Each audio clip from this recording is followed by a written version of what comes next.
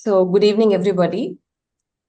A very warm welcome from Global HR Community. This is Shubha Prada. Some of you may know me. So, as a part of our DEI activity today, we're going to wrap around our thoughts around the concept of DEI. And before that, let me introduce you a little bit to Global HR Community. Our founder will be talking a little on that aspect as well. And let me play a 2-minute video for you before we get in. Okay. Welcome to the Global HR Community, GHRC, where human resource professionals meet, share, and grow. At GHRC, we bridge worlds by connecting HR experts, business leaders, people managers, academicians, students, entrepreneurs, and HR service providers from every corner of the globe. Built on the pillars of eConnect, Learn, and Grow, our community offers unparalleled networking opportunities and a platform for professional development and personal growth. Continuous learning is at the heart of GHRC, facilitated through our rich library resources, engaging webinars, and the interactive GHRC Academy. Need reliable HR services, innovative digital products, or unique merchandise? Or maybe you're exploring new job opportunities. Dive into our GHRC directory, marketplace, and job board. It's your one-stop destination for all things HR. Don't miss our GHR Talk Show, where thought leaders and industry experts discuss the latest HR trends and challenges. Join the global HR community today. Be part of a network that's reshaping the HR landscape. Visit www.globalhrcommunity.com to start your journey with us. GHRC, where HR connects, learns, and grows.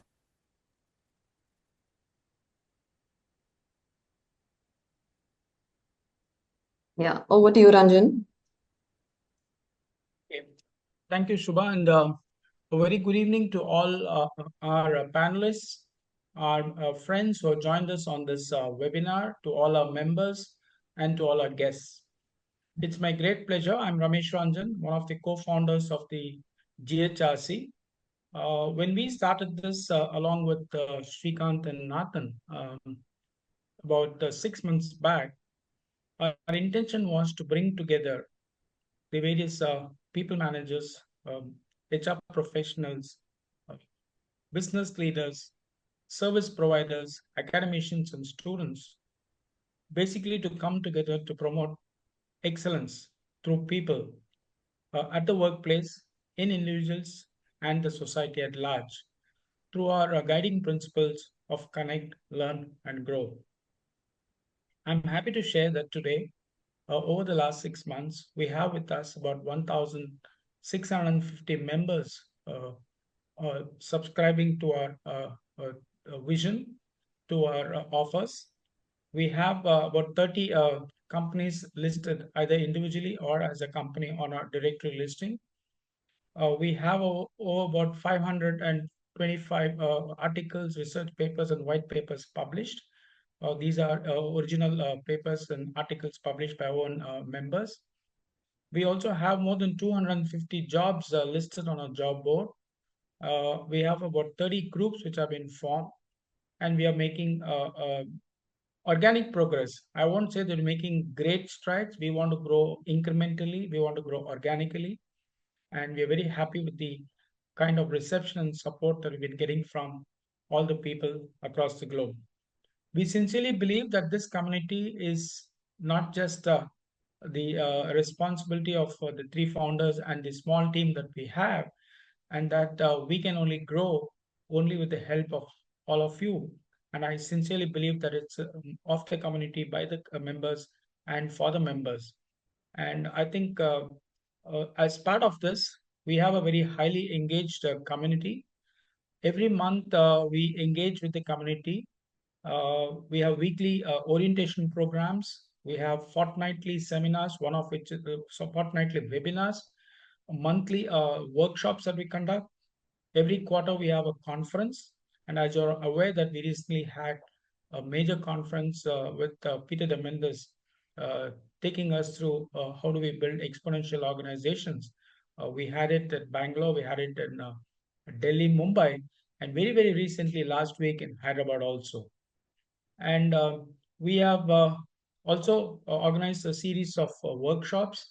We have engaged with a lot of thought leaders, starting from Mr. T.V. Rao, We are coming up with a lot of innovative programs, and we sincerely believe that when all of us are connected, we learn. We have a very um, wide array of courses being offered on our academy portal, where we have got opportunities for our members to upskill themselves and cross skill themselves. Over 150,000 courses which are being offered, covering about 1,800 skills and 2,500 job roles. It's a huge opportunity for anybody looking for developing themselves.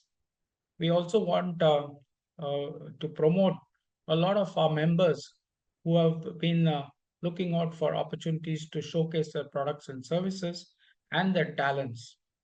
And we strongly believe that together with mutual agreements, we can be able to explore opportunities to promote each other. After all, this is what networking is all about, of ensuring that we ensure the success of each other, and that together as a community we can grow. I'm very happy that today's topic of DEI is one of the things which I think is a raging debate across the country.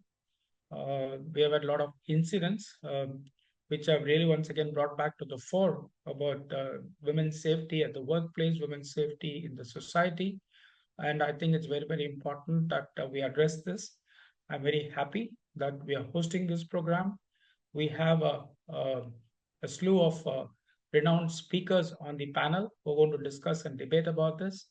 And I'm really eager to hear each one of you and hear your perspectives about how we can make the workplace more safer for women and for all others who are at the workplace. With this, I hand it over back to Shubha. And once again, thank all of you all for coming on a Friday Eve. Sorry, on a today's a Wednesday, right? Yeah.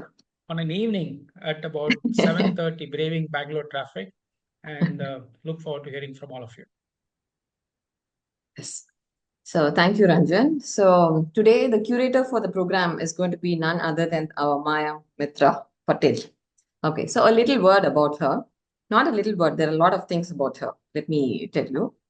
Myah is a LinkedIn top voice, a renowned global keynote speaker, coach, a corporate trainer with over 2 decades of industry experience.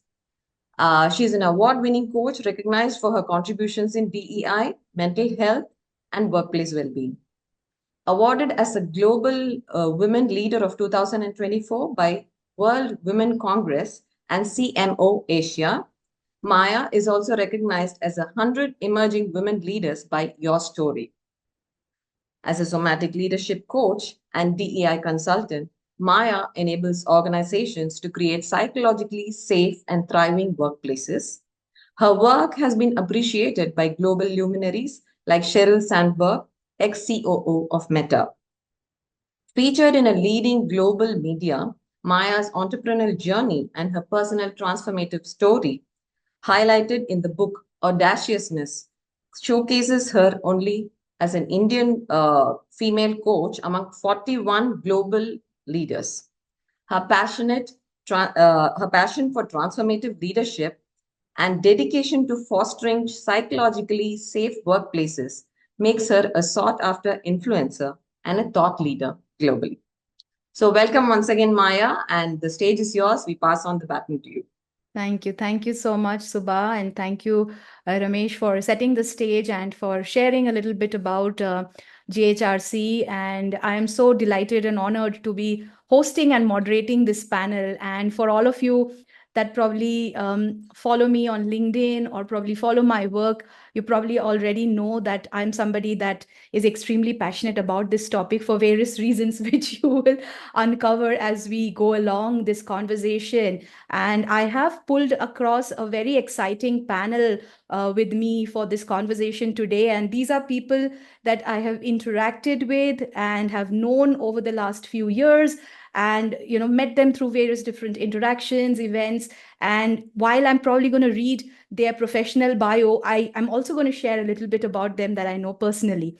So please allow me to do that. All right. So let's start with okay, but before that, let me also kind of set the context of why we sort of chose this topic and why this and why now, etc., etc. And over the last few years, I think this has been my personal observation as well, and maybe some of you might want to agree. The conversation around DEIE has only grown louder and more frequent.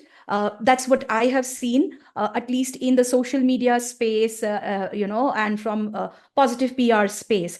While it's encouraging to see the increased awareness, I also see that there's a disturbing trend that has emerged, in terms of many organizations. While they're prioritizing DEI, it's more as a PR stunt or a public relations exercise, or mere gesture tokenism. And I think today we are here to sort of debunk some of the myths and really get more candid and more open about what we think about what true inclusivity means, and how can we really foster inclusivity that goes beyond gender. And I know that in this community, GHRC, Subha and her team ran a recent survey to really kind of check the general awareness of what people think they know or they understand about diversity inclusion. And the results were really pretty startling. Subha, would you want to share a little bit about what we found in Yeah, the sure. So we had run, Google, basically a form to understand the awareness level of, what is DEI. Not that we are great experts about it. We are also on the learning spree. So when we got the feedbacks, we found were on a very high level, the understanding was quite basic. I would say that many people were thinking it only belongs to for women, or a particular gender, or something like probably LGBTQ, things like that. So we were quite startled, because before I had been a part of this committee. Even I am not very great expert in DEI, but I had learned a few things with the committee that I formed, because many of the people who are a part of committee in our global HR community of DEI, they are from this space. So through them, I learned a lot. So with that knowledge, I was able to gather that the awareness was on a very high level. It was quite basic. So yeah, Yeah.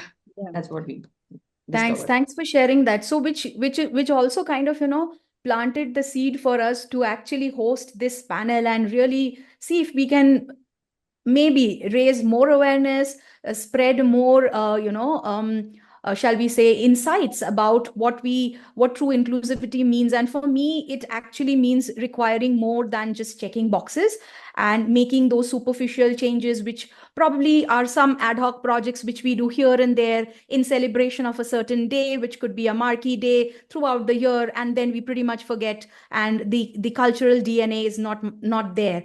Personally driven by a desire to really understand the true state of DNI, I have immersed myself in this topic for the last several odd years, and I've attended numerous events and engaged in endless and countless conversations with HR professionals, industry leaders, and thought leaders. And it's become clear that while the rhetoric is strong, but the reality is far more complex. And therefore, I am really happy to be able to really cherry pick and bring out this panel with me today to really shine light onto this topic.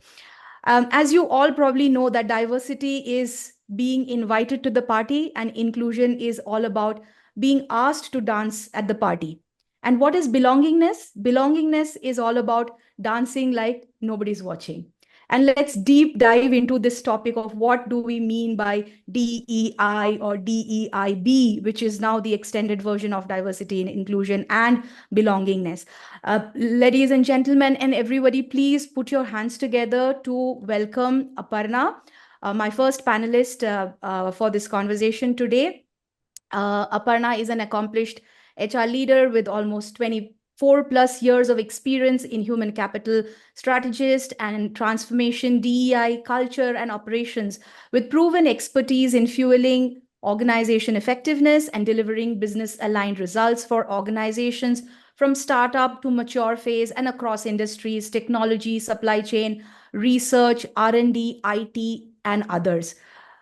Thank you, Aparna, for sharing your time and for saying yes to be a part of this panel. We welcome you.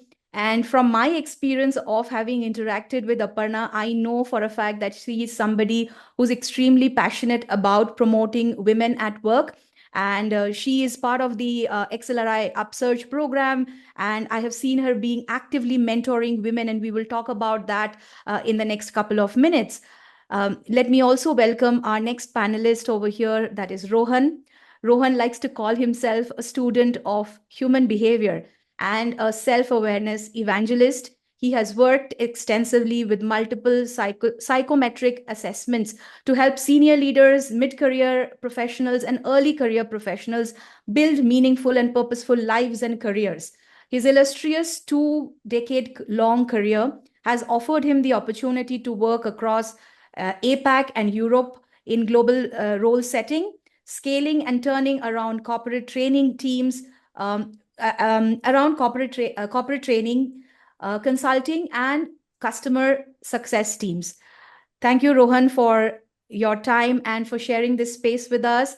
And from what I know from my interaction with Rohan is that he is a passionate male ally, and he truly lives by the values. So thank you so much, Rohan, for saying yes. And I also see that Nathan has joined us. Thank you so much, Nathan, for being a part of this panel. Evening, Nathan. Dr. Nathan. Yes, I was coming to that. You stole my thunder, Subha. Yes, I think we will have to start calling him as Dr. Nathan because he has recently gotten felicitated as conferred the doctorate by Chitkara University. So, Nathan, would you prefer me to call you Dr. Nathan throughout the session? Just call me Nathan. It'll be sounding very strange for me, please. I think it will take you also some time to get used to this. Right. Right. Thank you so much for your time, Nathan. It's been a great honor and a privilege from following your posts on LinkedIn and following your thoughts and ideas on LinkedIn to really meeting you in person a couple of times and having interacted with you and also hosting this together with you. And for all those who probably do not know about Nathan, you're probably living under a rock, but here goes his professional bio. Nathan is the CEO of Visara Partners, focusing on advisory and enterprise development and transformation work. He was the former CHRO of Deloitte South Asia, where he was a member of the India leadership team and served on the global talent executive leadership of Deloitte. Nathan has over 40 years of experience in HR management in Indian and MNCs across diverse industries, including manufacturing, services, telecom, IT, and professional services. He's a respected voice in the profession of HR in India, and definitely has been, conferred a doctorate very recently by Chitkara University. And from what I can share with my personal experience of having interacted with Nathan is that he's a superb storyteller and a very humble leader, and there's so much to learn from him. Thank you so much, Nathan, for joining us here today. Thank you. All right. So before we start with questions with the panelists, is everybody who's here as an audience or, as a participant to listen in, are you open? Are you okay if I were to just kind of ask a few pop quiz questions? So yeah, maybe you can just type your responses on the chat box. And I want to just kind of get a general sense of the, of the level of awareness that we have in the virtual room. Superb. I can see the answers coming in. Yes, yes, yes. Awesome. Thank you so much. Sure, and all right. So let's see. What does DEIE, what does the acronym DEIE stand for? Let's see if we can have fastest fingers first, and I will ensure that Subha and team send some prizes across so that we are keeping a tab of it. Okay, what does together. DEIE mean? Diversity, inclusion. Can somebody read out the responses? Okay, yeah, I can see them coming out. Yeah, right. Yeah. Awesome. Okay, now on to the next question. What are the other names of DEIE? Does anybody have other names of DEIE that they have heard or may have heard? Yeah. Let's see what are the responses that come in. DEIB, yes. DEIB. DEI, okay. Diversity, equity, inclusiveness. ESG, yes. DEIEB, okay. Has anybody heard EDI, IDE, BDIE, JEDI? Okay, JEDI, Jedi. Interesting. Okay, yeah. So I think there are various different nomenclatures of pretty much the way we would like to sort of rearrange diversity, inclusion, and equity. But okay, now let me ask you a very interesting question. Diversity is equal to gender, true or false? Let's see what answers come on the chat. False, False, false, false, false. Okay, I think we kind of gave away this in the beginning because the title itself says beyond gender, right? But when we did a survey, it almost came that diversity is equal to women empowerment and Mm, inclusivity is equal to women yeah. empowerment. Largely, that's the awareness that most of the folks are sitting on, and I think we are here to sort of debunk that. Okay, how many risk domains do you think we have actually under DEI? How many risk domains? Anybody wants to hazard a guess? 432. Okay, yes. Oh, the panelists, can you please not answer? Aparna, you gave it away, and now everybody's on 32. Yes, yes, awesome. Okay, I think we have a fairly, interesting crowd here. Yes. All right. How many types of diversity are there within this risk domain? Any idea? Anybody wants to hazard a guess? Super. Awesome. Yes, 27. I think some folks are actually reading up on our posts. Awesome. Awesome. Okay. Does anybody know what does intersectionality mean? Can you give me an example of what does intersectionality mean? Have you heard this term, not heard this term? Is it new? Any example that comes to your mind?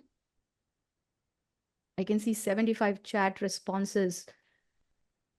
Okay, anybody's giving an answer for this intersectionality? Is there any answer on this one? I haven't seen the chat. No. They said we are not sure about it. Interesting. Somebody says, Jackie says the different ways people are diverse, religion, race, and so on. Social Yes, framework, yes, PWD candidates, gender absolutely. plus color plus religion. Somebody says gender plus color plus religion. Yes, yes. So an example could be a person with who is differently abled and is also an LGBTQIA plus person.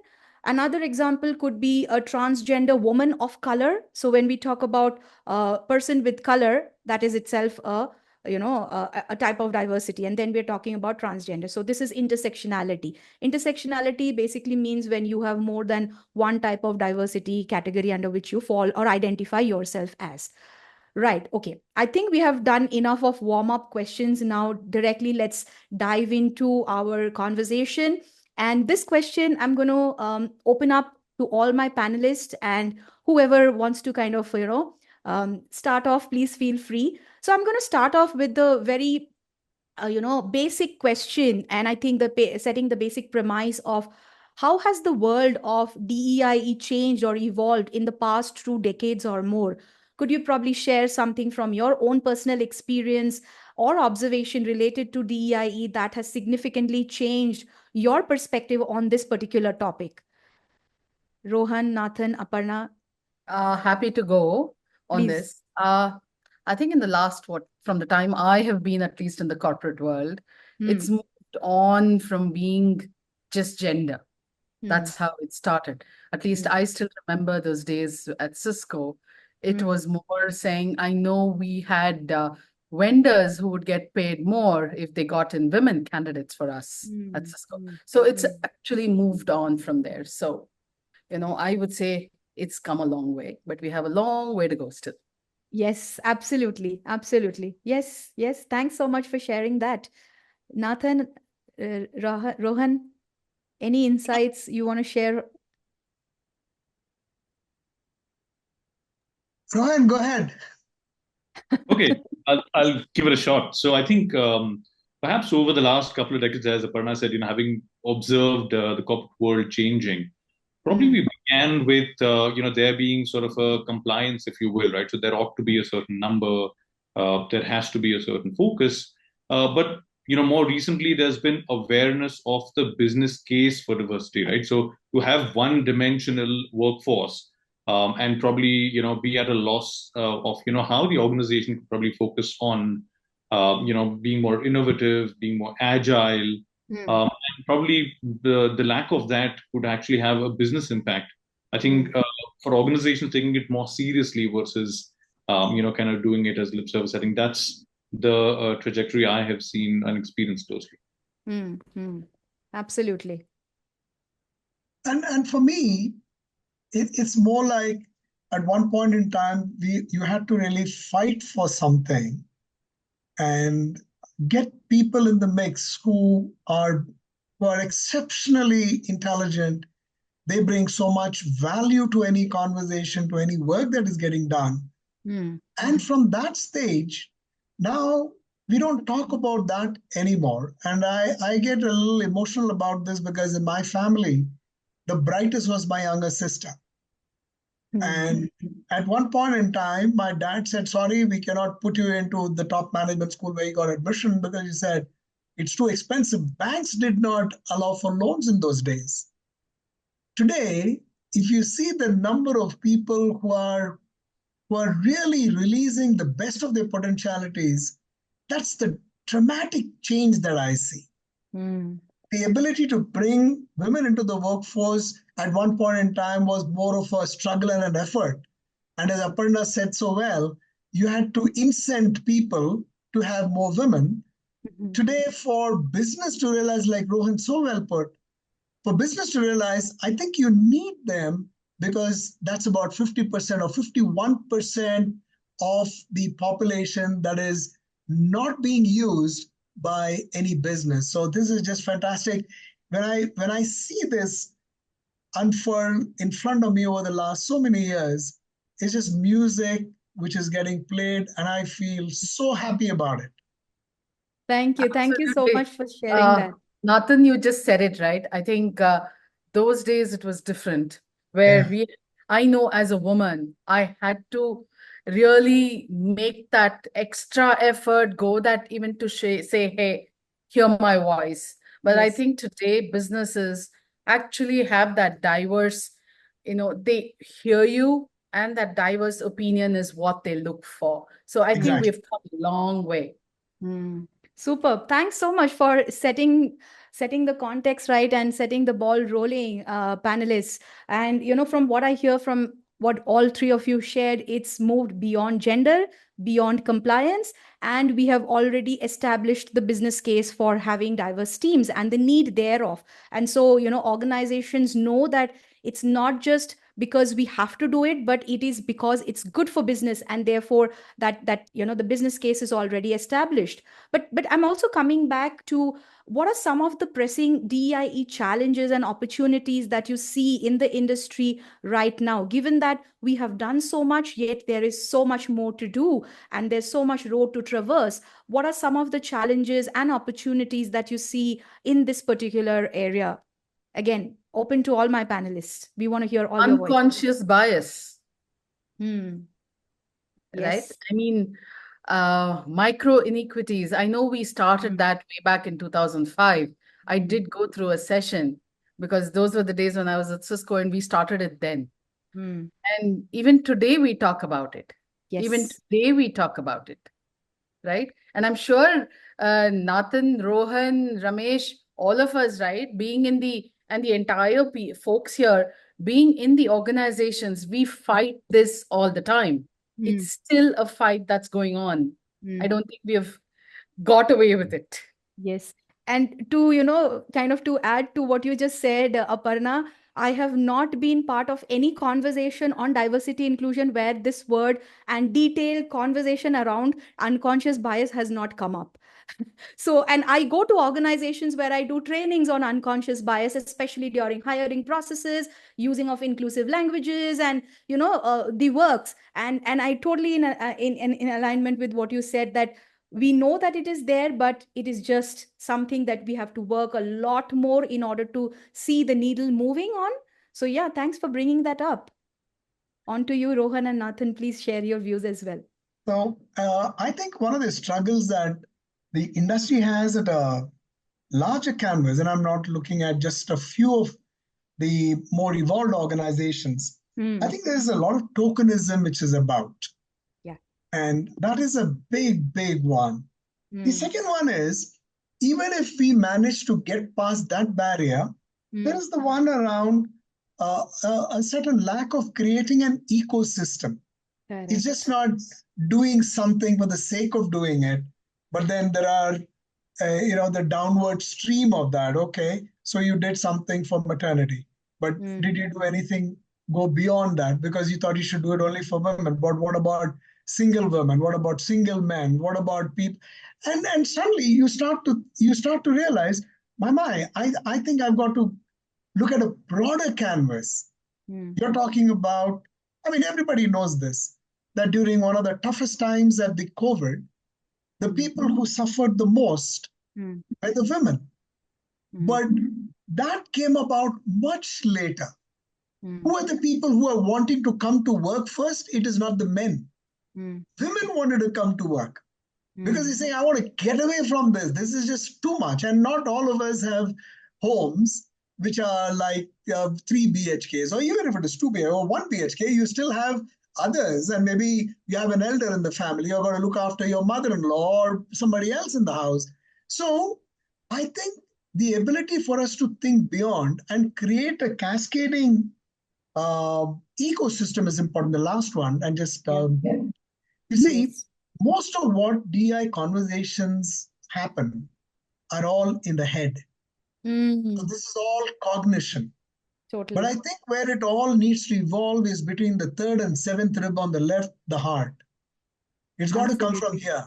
Absolutely. Once you start there, then all policies, anything, whatever that you want to build, all of them come together and they orchestrate themselves in their own nice ways. So my vote is, can we move from cognition, emotion, in anything that we do, because this is so very relevant in the context of DEI. Back to you. Absolutely. Thanks so much, thanks so much, Nathan, for sharing that. Very interestingly, my work as a somatic leadership coach is in the space of moving people from the head to the body and to the heart to really kind of look at when we are talking about unconscious bias or really, creating or building inclusive organizations. It's not about just a tick in the box, but is it coming in from a space of your feeling space, of really understanding our grassroots values and from our patterned belief system and our subconscious thoughts, primarily our subconscious thoughts, how that gives rise to the cognitive to our cognitive processes and therefore drives our metacognitive processes. And really thanks for sharing that, that we really want to move away from the tokenism, but we will come back to it later, because I'm going to actually grill some of you and have some hard questions for all of you that is ready, because the idea is to really look at it from a very deeper and a very candid lens. Over to you, Rohan, on your thoughts about this. Absolutely. So I think, beautifully shared by Aparna and Nathan as well on that. Just what I wanted to add to that is the fact that a lot of this is not to do with skill, but about mindset. So, some of our biases are, let's say, within organizations. Let's say women probably can't do certain roles. There could be, perhaps more than 3 decades ago, we heard of the story where Sudhamurthy had to write, to the chairman of Tata to say that, look, there's an advertisement which says, women, please do not apply, right? Also, a lot of differently abled individuals, the perception is that they probably can't interact, with customers or with folks outside. And on the other side, you see a lot of organizations that, at a retail outlet, etc., encourage, right, people who are differently able to actually interact with customers and make very, very serious impact. So I think somewhere the mindset that, a certain thing will not work, and then to build skills around that doesn't quite help. So helping people reframe the fact that, diversity is not something that should be forced, but essentially has benefits in itself. So I think the challenge is of mindset in my mind at this point, and not so much the skill. Absolutely brilliant, bang on. And staying on with the same idea, Rohan, about mindset, and I want to kind of go back to referring it back to Maslow's need hierarchy and really kind of look at the 4 stages of psychological safety and how that sort of relates back to inclusion. If you could share your thoughts on this and how we can actually look at all of this in alignment with what we are talking about here today. Absolutely.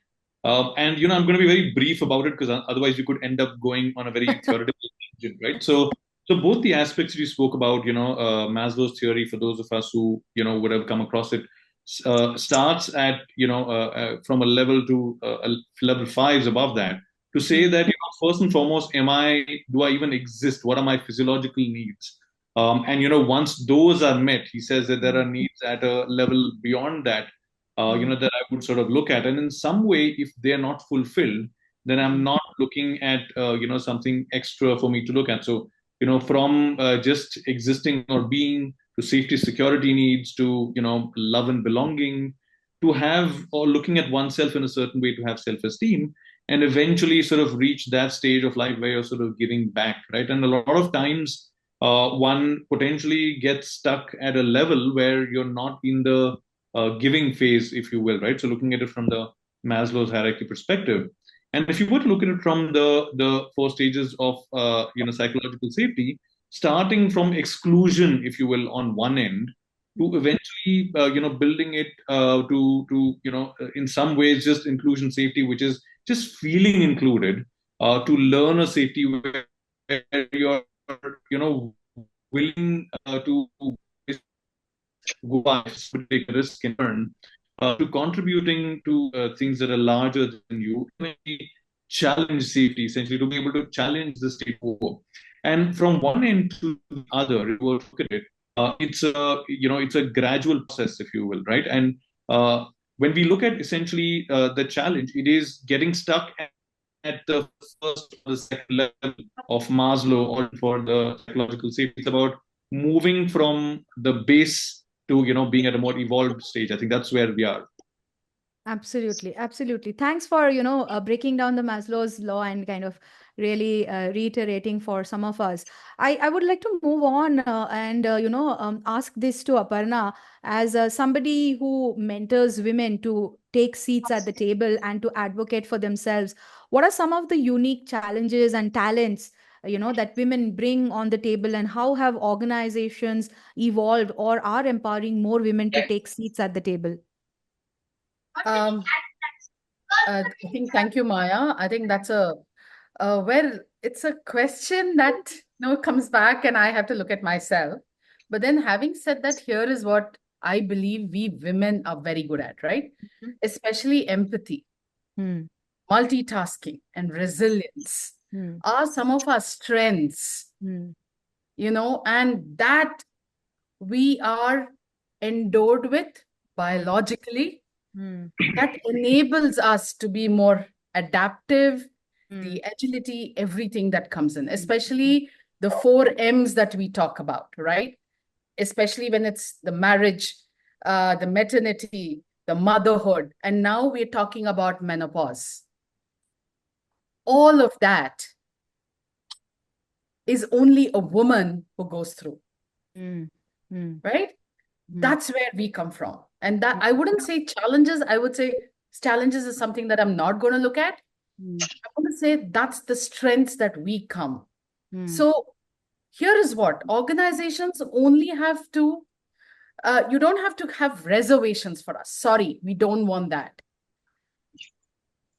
Look at the deserving people. We are deserving that. It's not, I think there are times when we fight harder. We put in that extra effort compared to anybody else. I know it, and I'm sure all the women out here, and I'm sure Nathan and all of Ramesh will agree with me on those lines, right? Because Nathan shared such a beautiful example of a sister. So that itself says, right? And I always say diversity, inclusion, starts from home. Yes. It starts from our culture. It starts where we are. If you don't have it there, then what are you trying to bring out in the corporate? Absolutely. Absolutely. So that's what I would look at. So hence, look at women for what they bring to the table. Don't look at anything else. Super. And the minute you have so here we're talking more from a women perspective, right? So let me be very clear. That's, it doesn't come under I'm not getting into the diversity bit, but more from the diverse thought process, right? As I said, multitasking, that's only we.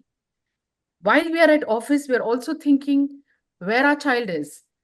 I know I've been through that. Today, my son is in the US, but I hope he's okay with all the things that happen there, right?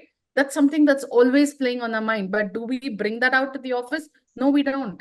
So here is what organizations should do. And I think some of the organizations are doing it very well. For example, I know in the company that I work with currently, we have, anyway, the maternity loss is 6 months, right? Apart from that, we also have sabbatical. You can accumulate your leaves and take on for another 6 months if you want. It doesn't matter. You still have a role to play once you come back.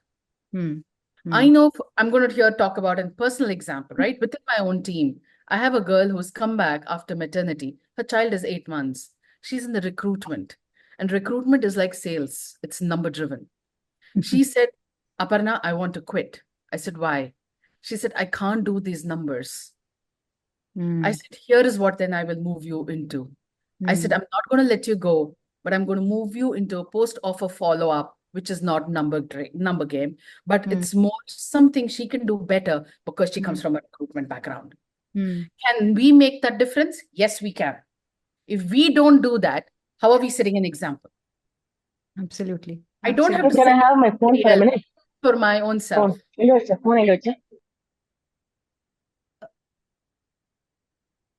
Was there somebody else was speaking? Subha, can we check if everybody's on mute, please, while the panelists are speaking? No, that's okay. That happens. That's all right. Yeah. Thanks. That's being inclusive.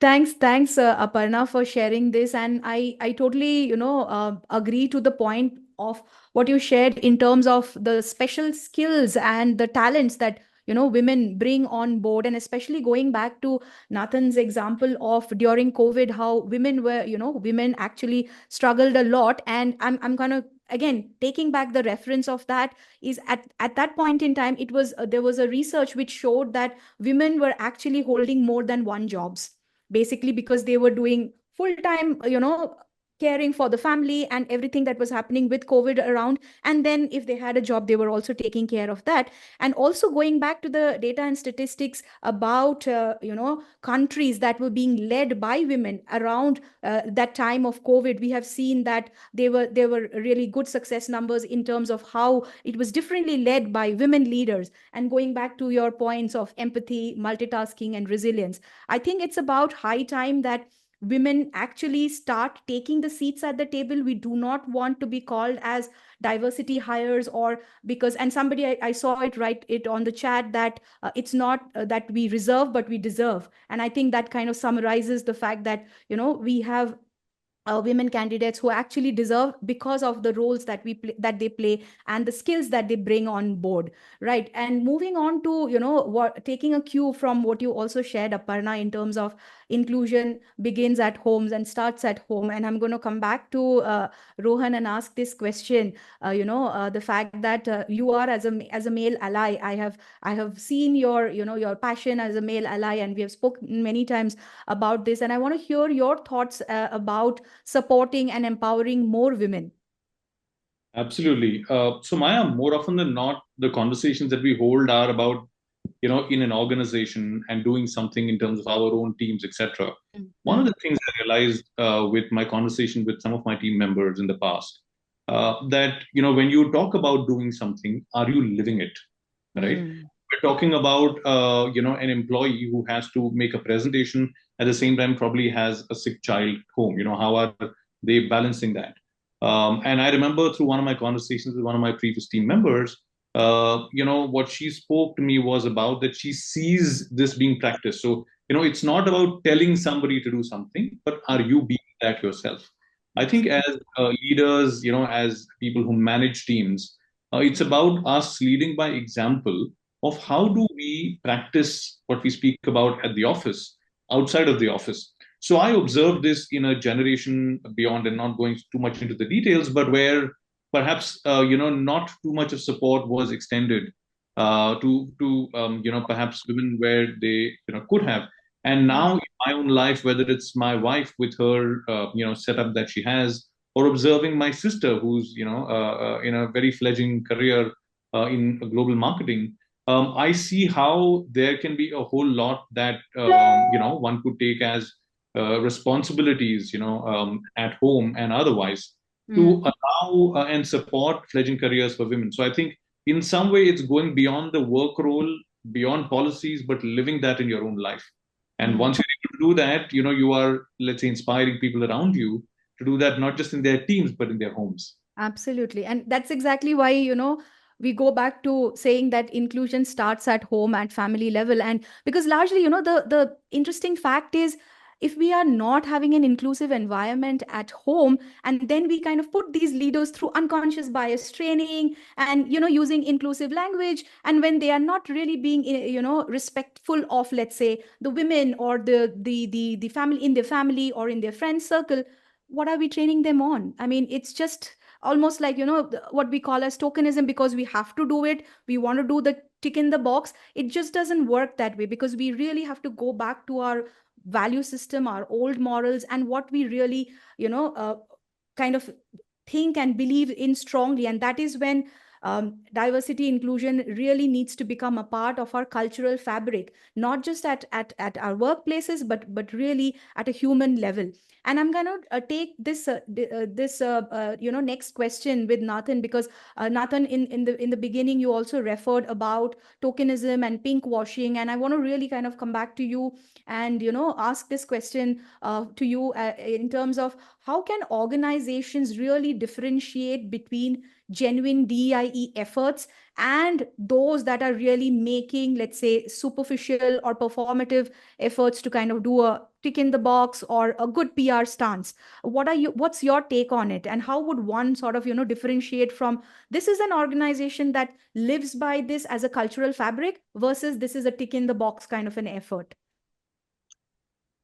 So I think it all starts with an awareness, and the awareness is not with a person who is already a convert. I mean, the person knows that this is what we ought to be doing. For example, many of us who are on the call today, we're all people who are very passionate. And Rohan talked about how being a champion, men as champion is going to be important. I'll give you an example. You see, here we were in an organization which was being led by people who are Gen Xers. And we were at one point in time, I was thinking, this is much before we had even these 6 months that you have as maternity leave. So most companies had 3 months. And I was very strong of the opinion that it should be a minimum of 6 months. And don't ask me why 6 months, it just came into my head. So I try asking your boss, your CEO, for 1 day extra leave that you want to give to an entire class of people or an organization. There is no way, because there is no business case that you can put up. Absolutely. And here I had no clue how I'm going to sell this idea. So one day it chanced upon my good luck that I happened to be in my CEO's house for breakfast. And on his table by the side, there was a very nice picture of 2 of his daughters. And I went up and I said, hey, so these are your daughters. Beautiful. And he said, yeah, and Avantika, I'm just making up the name just to hide. So I said, hey, Avantika, do you know Avantika is in her 9th month and anytime now we'll be grandparents. So I said, you're very excited, Venkat. So I said, yeah, very, very excited. So I said, where's she working? And he named one particular company. And I'm sure they have something like 3 months. He said, yeah, they have 3 months. I said, how nice it would be for Avantika to have 6 months from our company, maybe a month more later. He said, Nathan, that will be so nice for my daughter. That'll be so nice for my daughter. At him and I said, hey, do you realize that we have a lot of daughters in our own organization? So would you will make it from 3 months to 6 months? And he said, done. And that was, we were the first company in the country at Deloitte to introduce 6 months. And of course, we had, so the point is, it cannot be at an awareness level, because awareness is in the head. The awareness must be here, because any policy that you bring in, anything that you do it because of the love of, when you see around each and Aparna, you said so, charity begins at home, right? You need to bring it in, and then you need to demonstrate. So anything that you want as policy, and then you covered of all these things. Oh, that's all very nice. But how many leaders do you have at the table? And how many of them are in positions of significance? And then you start to up the conversation. Because every time you personalize it, would you not want Avantika as a CEO? Someday, maybe a CFO, maybe a CHRO. And then that drives home the point. Because then people, you need to personalize it. You need to say, well, I need to do this. Because people who are not in positions of power have something which is fantastic. Everybody on the call today, they have the power of persuasion. They have the power of words. They have the power to influence. I was a nobody in those days. This I'm talking about almost like some 17 years ago. And that at that time, you didn't have reference power, you didn't have social power, you call it whatever power you, but I was very convinced that if I could do, not now, by the way, I'm, hey, if you guys are keen, can I tell you another story? Yes, I already gave that disclaimer. Absolutely. Nathan is a powerful storyteller, so we know. I'll tell you something that happened. Not now. This happened way back, and it is so way back. It's almost like 30 years. We can also 97. see the persuasive power of storytelling and what great impact it can have. Please go on. We are all ears. So yes. there was a top class professional working with me, and she worked with me for about a year, and she said, Nathan, I cannot do this anymore. And in those days, we didn't have a laptop. We just had a desktop. And there's no way that the person could even have a computer at home, because they were far and few between in those days. And she came up and said, I want to leave. You didn't have a policy. There was nothing. So I said, I don't think you should be leaving. Very much like what Aparna said, you cannot leave. Like, work around. What is the workaround? I said, I trust you. You take work home. What do you mean take work home? I said, there is work which happens in the office. There is thinking that happens all the time.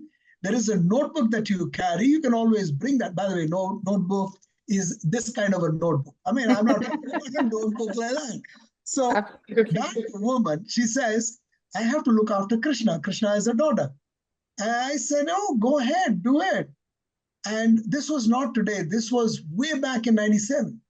And fast forward, my boss got to know about this. I said, I believe you're having some special privileges. So I said, in your own words, Pradeep, do you believe that you should break some rules? Said yes. I said, well, I broke some rules. So what are you going to do to me? Are you going to pillory me? Are you going to stone me? What are you going to do? I think this is for people who work with us. They are our lifeblood. I think let's just go ahead. And the progressive person that he was, Pradeep Kar of Microland, he said, I think we should do way beyond this. I'm not talking about things that happen today. The work from home is all something that, but remember, you're doing it at a time when all you did was you trusted person with a notebook. Fast forward. There was a conference. There's one lady who spoke very passionately about work from home and all that, and then embarrassed the hell out of me saying, my name is Nirmala Menon. My daughter is Krishna. And at that point in time, I had a manager, and he's sitting in this audience. So I think beyond this, we need to share stories. Unless you tell people that you can break rules, because we are so conformist in our own head, in the policies that we have, that we fail to recognize that within your group, you need a Rohan, you need a Ramesh, you need a Deepak who will very systematically create rules and then break them too.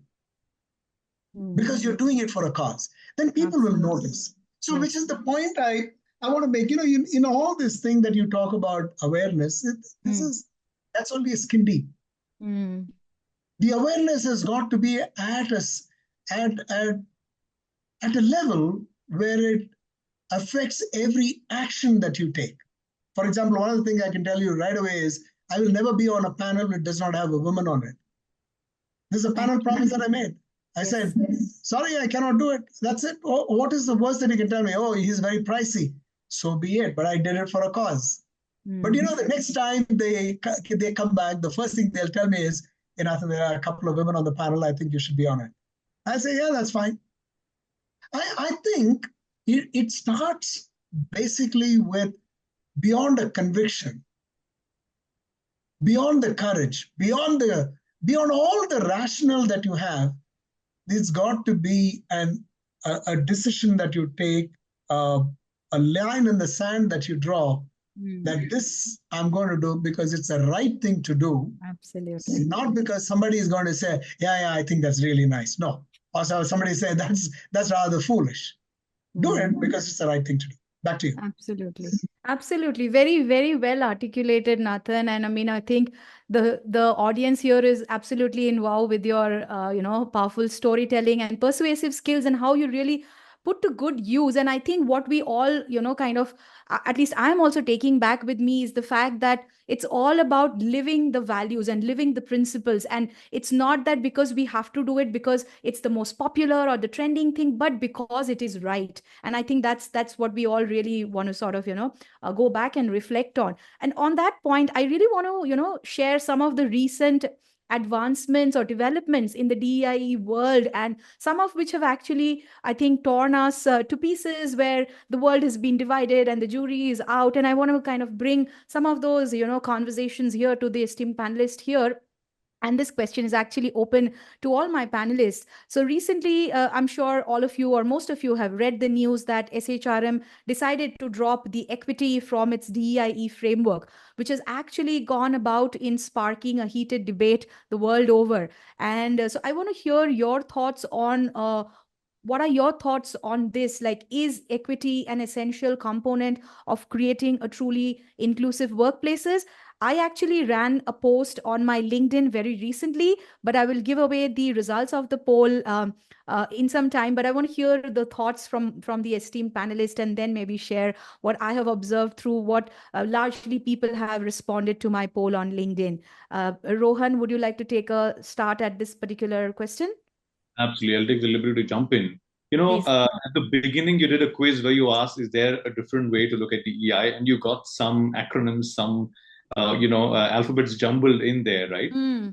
What's very important is for folks to understand, how the term came into being, right? And what each of the alphabets mean. So allow me to just take a few quick seconds to run through this, right? So essentially, as we looked at one-dimensional workforces, the thought to bring about diversity and hence to ensure that there are multiple thoughts coming in, not just gender, but multiple other diversities, culture, and so on and so forth would come in. Now, when there's diversity, there is a possibility of one potential cohort having more power than the other, and hence to bring about equity and to ensure that while there is diversity, there is equity among everybody who's present in there. And the moment you bring in equity, in some ways you are stopping someone, or you're, kind of saying you're drawing the lines in there to ensure how are you able to bring about inclusivity, right, for everybody. So there's diversity, there's equity among them to bring in inclusivity. But most importantly, we spoke about not just the cognitive part eventually, but the heart to be brought in, right? And then the belongingness. So my sort of personal, view on this is to ensure that each and every one of the elements, has a very, very strong role to play in what we call as DEIB today. And potentially, one particular element of that, almost like a pillar falling off, could probably, not really reflect it in the right note. That's what I wanted to just maybe start with. Super. Yes, Aparna. The way I would look at is, I think it's representation versus fair opportunities, right? So for me, that's what it is. And I personally believe, one, yes, organizations will, get you to represent them, or, from school, who are being chosen? Who are the ones who were chosen, right? As representatives of the school or the college or anything. It's somebody who was in the eyes of, be the professor or whatever. Was that fair? Today, when you look back, you realize it's not, right? So for me, I would say this is also about being fairness being brought in. Thank you. Thank you so much. Yes, I think we also had another acronym. And fairness being distributed equally. Let me make that statement as well. Sure, absolutely. I think somebody mentioned about JEDI, which is all about justice and fairness, and the other acronym for DEI, which we have also seen doing the rounds. Over to you, Nathan. Your thoughts on this? Aparna said it well. I think whether you call it equity or whether this is all about fairness. I think it's important that we keep equity very much in our sights because we are still not evolved. When I say we are still not evolved, take a very simple example.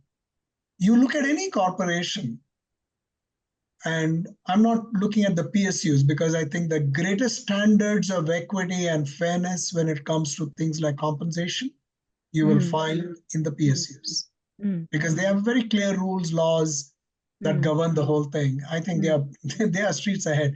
But any corporation, you will find that there is a compensation inequity that starts to creep in. And people will give all kinds of reasons. Say there is, this person went on maternity and then they had to fall back. Why does the person have to fall back? If there is equity and fairness, you say that is very much part of our milieu. This is part of what has happened, and that's the best thing.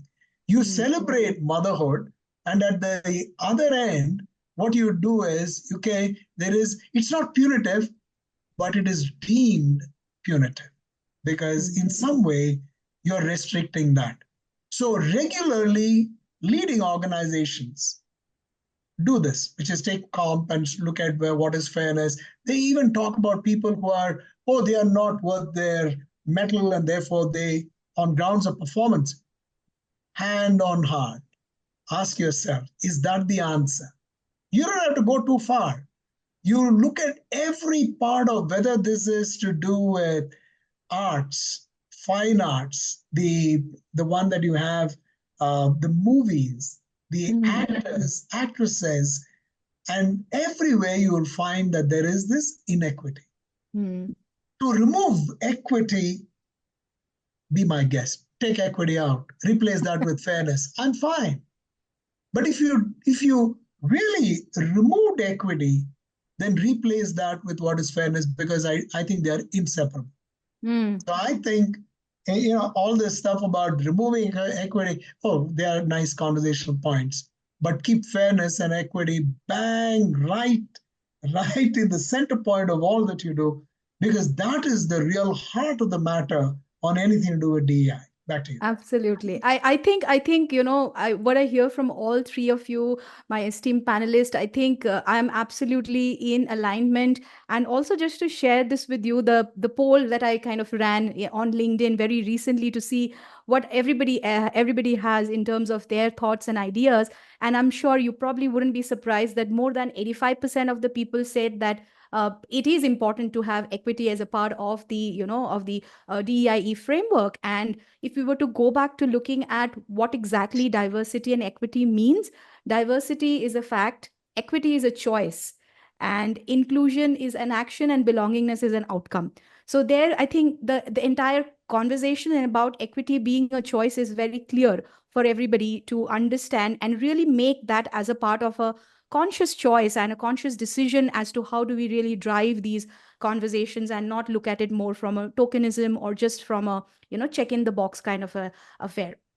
I also heard Nathan mention something about movies, and I want to kind of jump back into that and kind of look at largely at what we in India, and India, as we all know, we are largely influenced by movies and films and media, and especially if we were to look at Bollywood, and films are a depiction of society. And largely, we have seen in the recent past, we have seen some Bollywood movies actually try and tackle the subject of DEI with a lot of elan and grace. And if we were to look at movies like Margarita with a Straw, which actually talks about a young woman with cerebral palsy who navigates love, independence, and sexuality. Then we had Piku, which was a movie that touches the themes of aging and caring for elderly parents. Very recently, we had Shrikant, which is a movie, which is a biopic actually, on visually challenged entrepreneur Shrikant Bola. And there are so many others that one can, bring into the reference. My question comes to you, Aparna. What do you think that we as a society are, are we really progressing in terms of accepting and acknowledging more of our diversity and being more inclusive, not just at workplaces, but well beyond that? What are your thoughts on it? I might not be an expert on this, but here is what I will, as a personal, it's interesting just to share a personal thing. It took, to be honest, it took me some time to even recognize the fact that one of my classmates from school is a gay. And then, it kind of struck saying, how does it matter to me? Should it matter to me?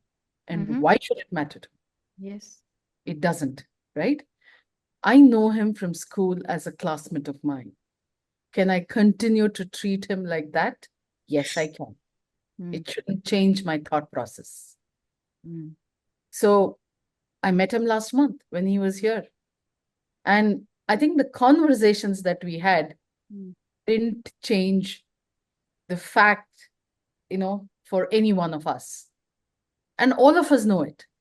All our class, all of us know it from, So does it matter? No, it doesn't. So if you ask me personally, it doesn't. But then I know organizations today, or rather there was one conference that I did attend where they did come back and say that, we do ask, and we actually go back and tell our clients and customers saying, this is the orientation of the person that they're going to interact with.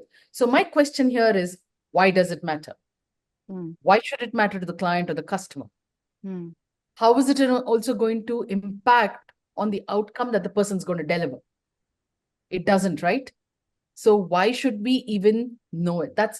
See, again, as an organization, if a person wants to declare, that's his choice.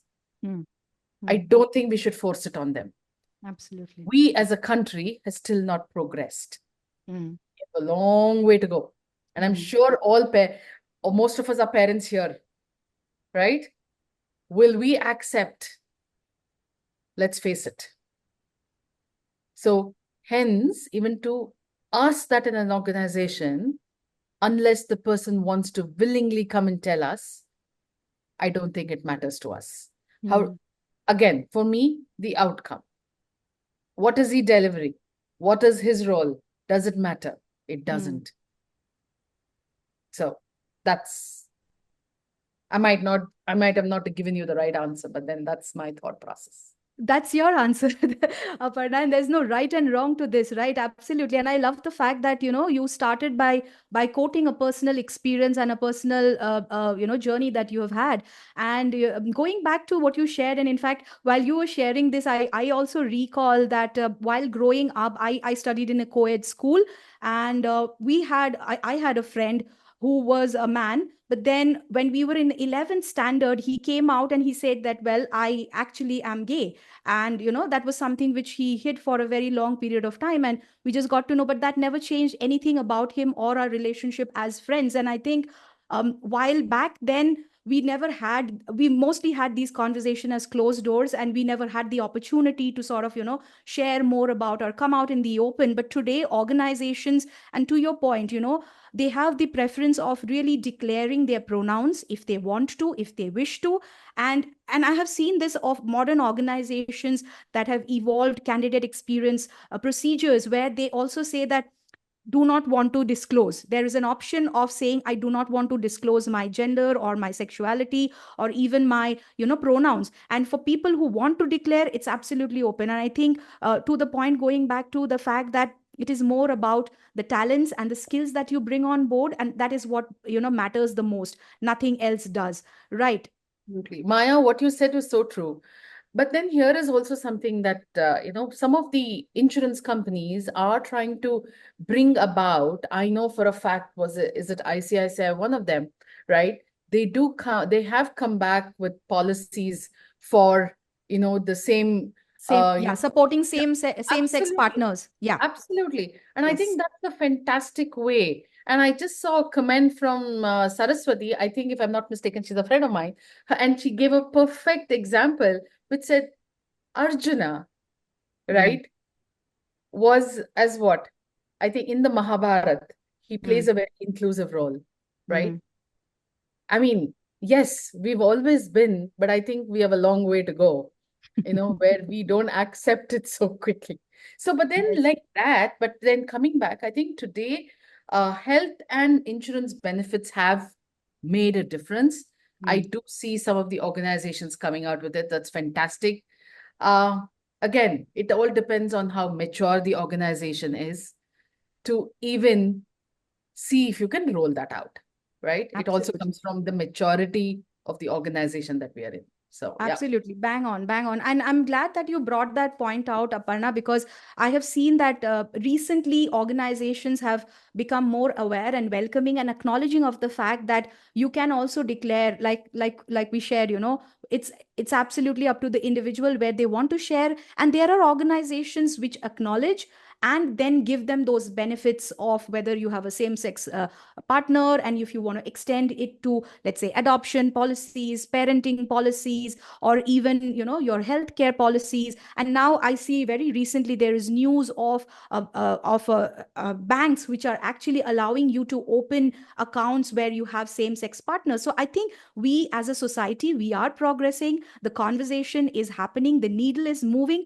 but maybe not at the pace that we would like it to move. And therefore, going back to what you just, shared, Aparna, in terms of the awareness and the maturity of organizations, I want to come back to Nathan and kind of ask this question. And probably this could be the final question for us for this panel today, because I know we are on the top of the hour, and maybe we'll have a couple of minutes to sort of see if there are more questions from the audience. And I know the audience is kind of queued in and everybody's here, and we are going to have we could probably go on till a long time, but then maybe we can have a separate discussion or a round two of this.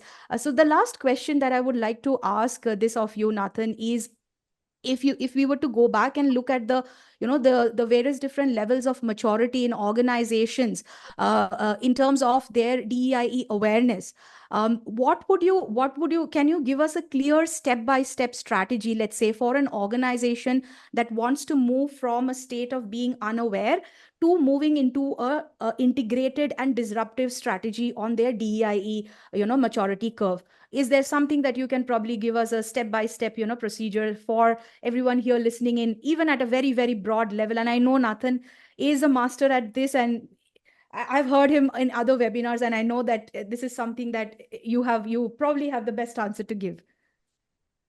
So it's very well known. It starts with awareness. So from the unconscious to the conscious. So we start with awareness, then you get to some level of compliance. And the third one would be a lot about the action, which is the implementation. So one is the awareness. The second one is complying or getting few things to be done. Yeah.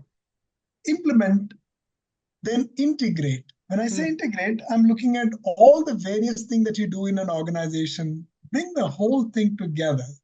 You recollect I spoke to you about the ecosystem in an organization.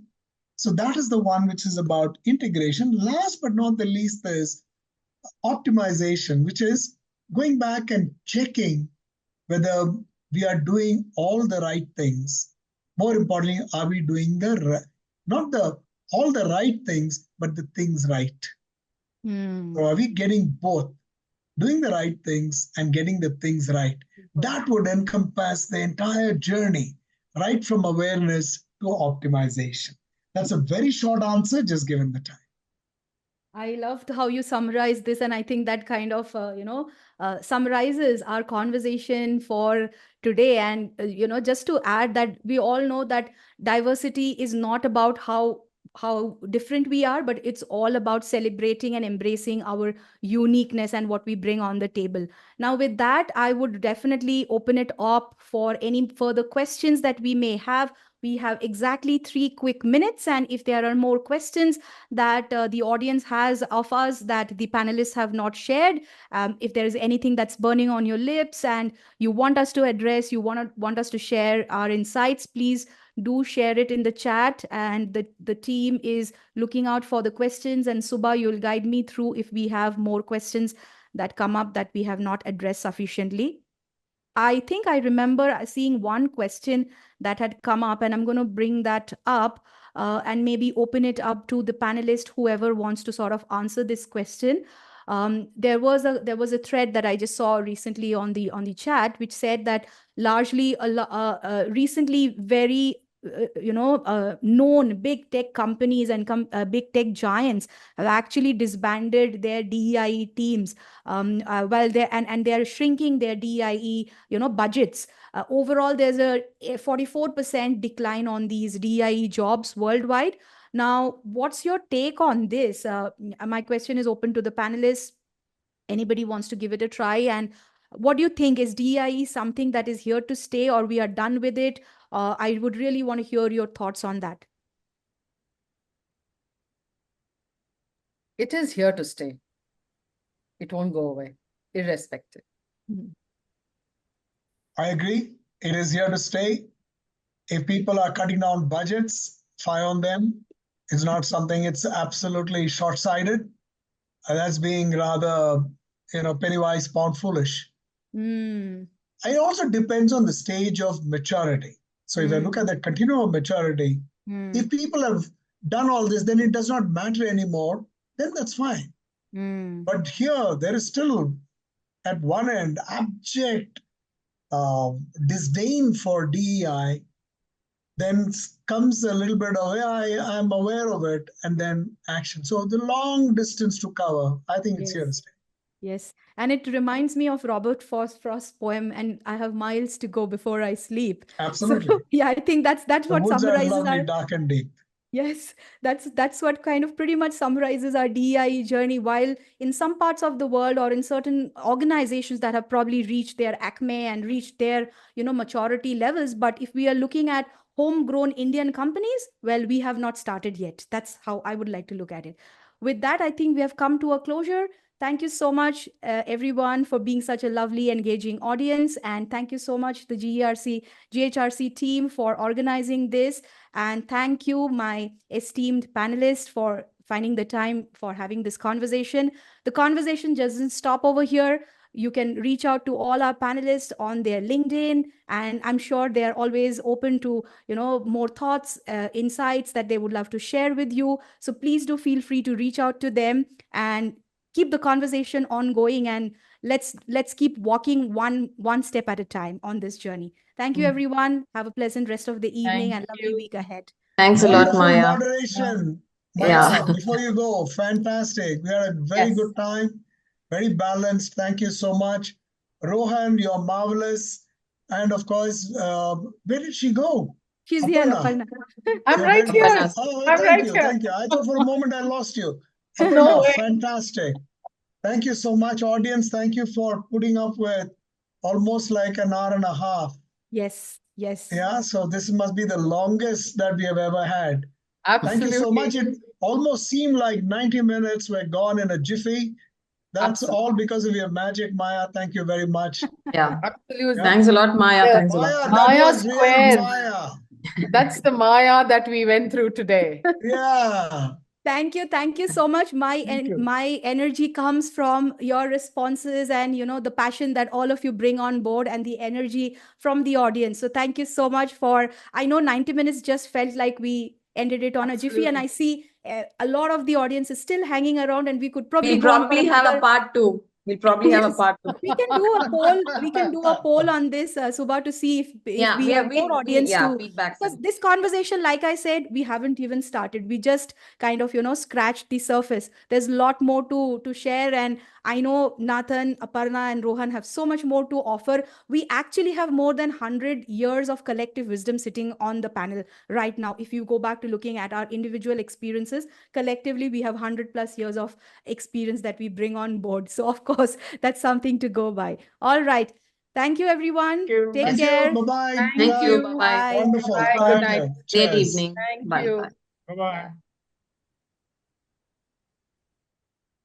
Sinchana, you recorded and you're saving it, right? Yes. Yes. I have recorded. I'll save it. Okay. And that feedback form also, you keep it. We'll send on the email. Okay. I have shared it in the chat, but due to a lot of messages, it's getting lost. Yeah. I've shared it like thrice or something. Yeah. Okay. Thank you. And it's a great. good show. And We have a good amount of chat here. Yeah. Many that people will have also get saved. enjoyed it. Okay, great. Yeah. Interesting session. Chalo. Bye-bye. Good night, all of you. Yes. Bye. Good night. Yeah. Good night. Bye. Bye-bye.